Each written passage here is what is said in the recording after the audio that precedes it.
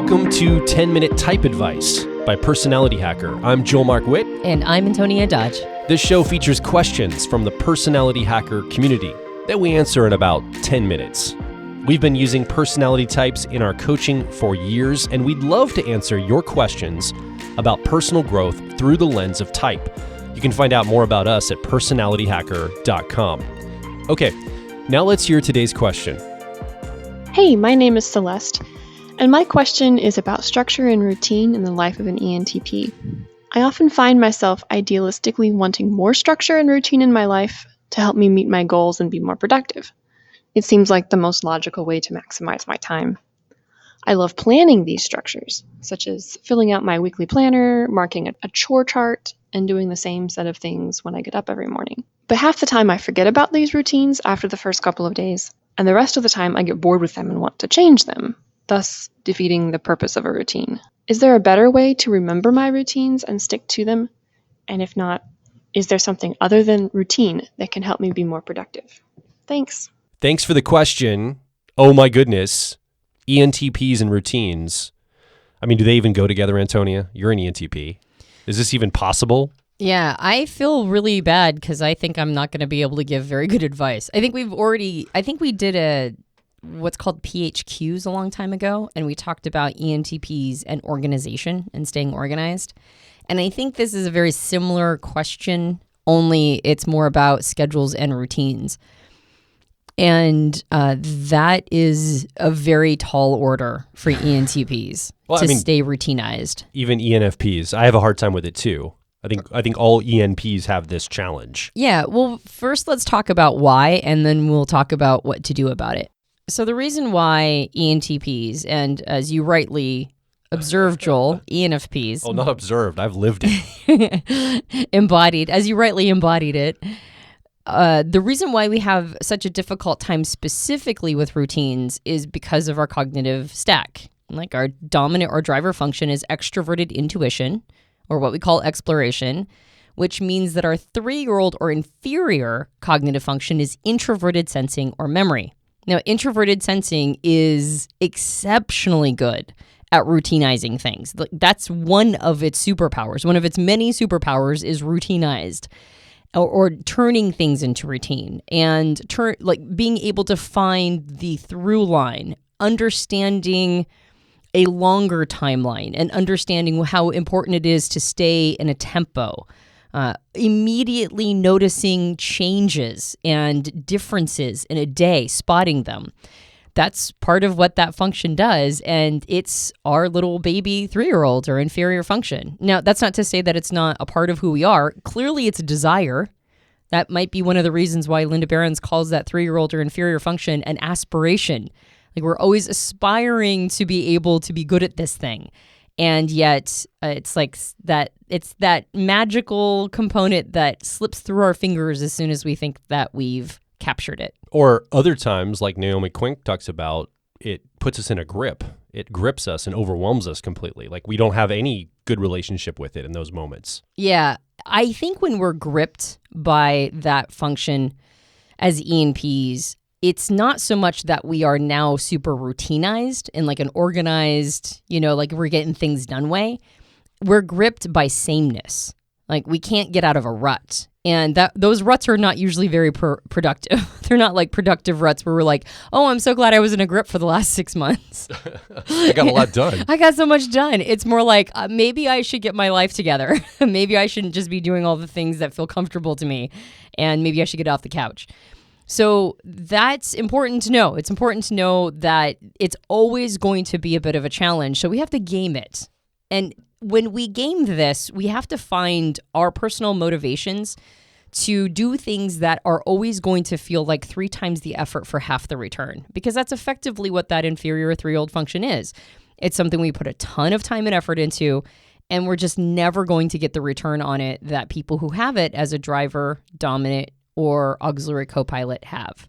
So the first thing I recommend is tapping into what incentivizes you as a person. And as a fellow ENTP, it's something that I've been ruminating on a lot throughout my many, many decades on this planet. What are the incentives that get me to do things even when I don't particularly want to? And I have noticed that if I can tap into the extroverted feeling or harmony part of me, if I'm doing something not just for myself, but for others, I'm almost always way more responsible. I feel a sense of duty and obligation when I promise something to another person, or even when I'm able to share what I'm doing with another person. It makes things feel real. It makes things come alive for me. I was talking to an INTP who's taking a course right now that is set up by an INTJ, and he's really having trouble because of the structure and because of the having to do all these assignments in like a very extroverted thinking way, and having to do it all by himself. And I said, well, go find somebody to do these assignments with. Go find another person to watch these videos and ruminate on what's going on and talk about them. And he goes, you're right. That's exactly what I need to do. For those of us who have extroverted feeling or harmony, it doesn't matter where it falls in our car model or what's called our stack. It's always going to be something that makes things more interesting for us if we can tie it to another person. So for me, routines and trying to get a rhythm in life is something best done when I'm doing it with another person, or when I have somebody else who's like an accountability partner. And I don't just mean like I have to check in with them once a week like a coach, although that can sometimes work too. But more like I have somebody like a buddy who's doing this with me. We're in it together. So when I'm trying to routinize my life, I don't attempt to go it alone. Even though introverted sensing is an introverted function, it's also the least interesting to me to just have a routine for routine's sake. It's a leverage point. I know it's a leverage point to have things be routinized. And that's why we're always trying to get to them, because we're trying to get our goals accomplished. We know that those routines are important. But we don't notice when things are going off the rails. If it's been 10 minutes and we should have been doing yoga 10 minutes ago, and we had 30 minutes to do yoga today, and we look up and we're like, oh crap, now I have to like go get in my outfit and I have to grab my mat and I have to go do yoga. Oh, well, you know what? I had 30 minutes and by the time I get all that set up, I'll have 15 minutes. So what's the point? Maybe I'll just do something else for a little while, and then at the half-hour mark, I'll go do the thing that was scheduled next. And now I'm doing something else and I look up and oh crap, now it's like the 40-minute mark and now I'm 10 minutes into the next thing and I didn't even notice. Like, our brains are not wired to notice these like moments on the clock. They're not, we haven't been installed with the software that tells us the moments that our alarm should be going off, right? Particularly when it comes to these routines.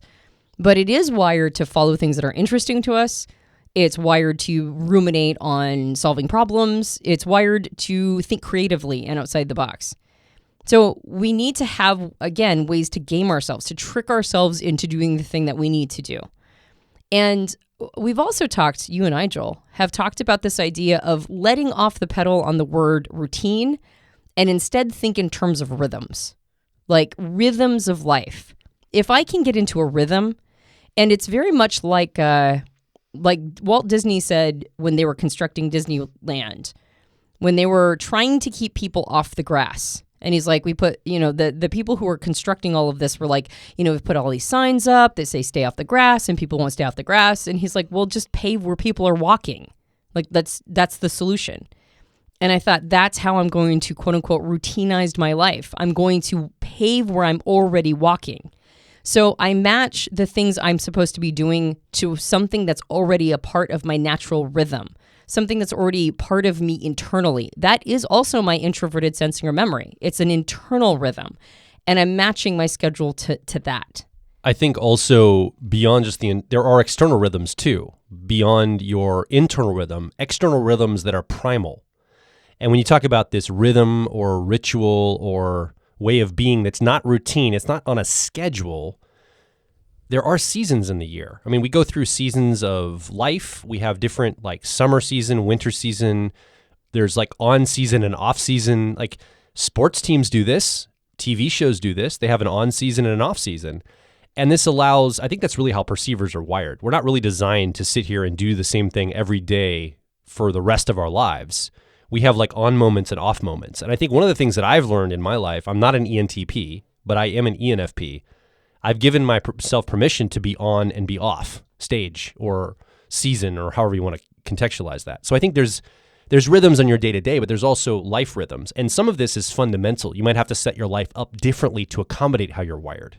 You might be an ENTP trying to force yourself into a very sense or judge your lifestyle, that introverted sensing or memory processed styled lifestyle. That's hard to do. You can do it, but the quality of the life you're going to lead and the business and the opportunities you're going to have is going to be less than if you had it set up ergonomically for your type. Yeah, you might, if you succeed in the thing you want to do, you might be miserable.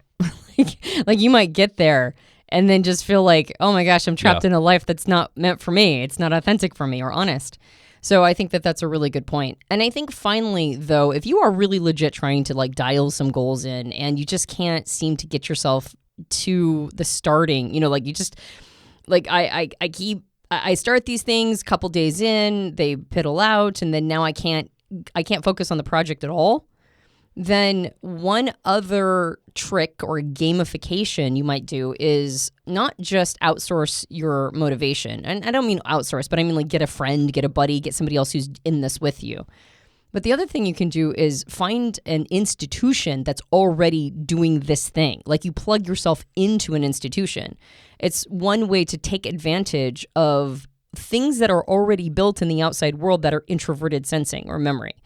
Meaning that, there are some things that skills I've attempted to build on my own. And I realize, you know what, I'm not really going to be able to build this unless I go to a class. Well, and you go to the gym. We have equipment in our basement. And you go, no, I'm going to go to the gym because it keeps me accountable. It's something external of myself. It's a system out here that I can tap into. Yeah, exactly. And then my goal isn't to go to the gym or like go work. Actually, excuse me. It is to go to the gym. It's not to work out though. Like I tell myself on my gym days, I'm going to get dressed and I'm going to drive to the parking lot of the gym. And that's the only goal I have to meet. But once I do that, I might as well go in and work out, which I do. And so I use this structure, right, that just exists. Yeah. And my only job is to go meet it, to go to the structure. Yeah. And then from there, I'm like, well, I might as well. And actually, quite honestly, there have been times when I've just sat in the parking lot and looked at my phone for an hour. Not very many times, but that was just a day I couldn't get my butt into the gym. Right? And I give myself a little bit of leeway. But that said, I think it's advantageous to tap into those institutions and buildings and structures and templates that already exist and leverage them to help you be accountable. So I would say people, relationships, doing things for others, feeling a sense of duty and obligation to get to your goal, right? Not for the goal itself. We don't have enough extroverted thinking or effectiveness to really make it that the goal is the thing for us. We need to be doing it for people. And once you do it for a person, then now you're going to be able to find your rhythms that help you get there. And you'll find things along the way that work for you, like you said, Joel, maybe even seasonally. Thank you so much for the question. You can ask your own question about personality types or personal growth. Visit personalityhacker.com/questions. We also have programs designed to help you with your personal growth through the lens of personality types. Again, visit personalityhacker.com and find the program that's made just for you. My name is Joel Mark Witt. And I'm Antonia Dodge. Thank you for listening to 10-Minute Type Advice by Personality Hacker. We'll talk with you on the next episode.